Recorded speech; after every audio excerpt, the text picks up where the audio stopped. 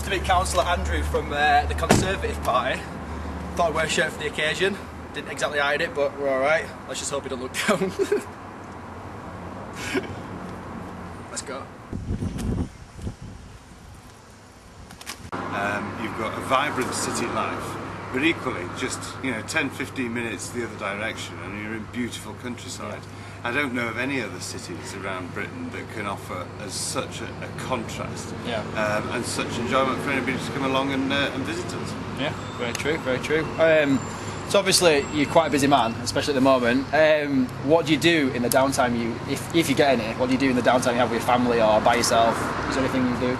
I think what I like to do, I like a bit of a contrast of both worlds really. I like going into town, into Leeds. Plenty of restaurants down there, some great theatres. Definitely. There's a lot to do nightlife wise, so it's pretty exciting and vibrant. But equally, at weekends, whenever I get a weekend off, which isn't very often, I love going into the Dales, taking my dogs and going for a good long walk along there, and finish that off with a pub lunch.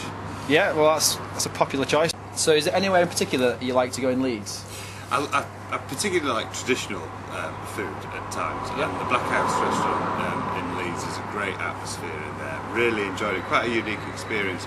But I also like my international flavours as well, and I think that's what's good about Leeds is that actually you can go to Sukhothai, which is out in Chapeltown, which is brilliant. That's the sort of in Headingley as well. Absolutely, and wherever you go, there's not just the city centre of Leeds. There are some vibrant towns that make up the city.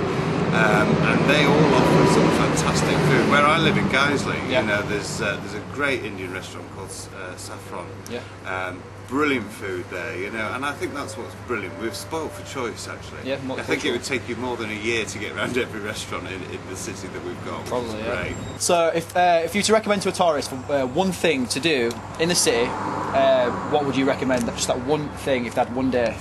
I would recommend that they have a look at the diary of events of the things that are going to happen in Millennium Square. There's all sorts of activities happening there, and just imagine what Leeds is going to be like when it's got its own arena and the brilliant acts that will be coming to the city then. Definitely. That will be the icing on the cake.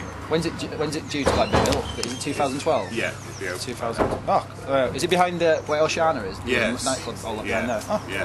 Cool. So I think that'll make a huge difference to Leeds.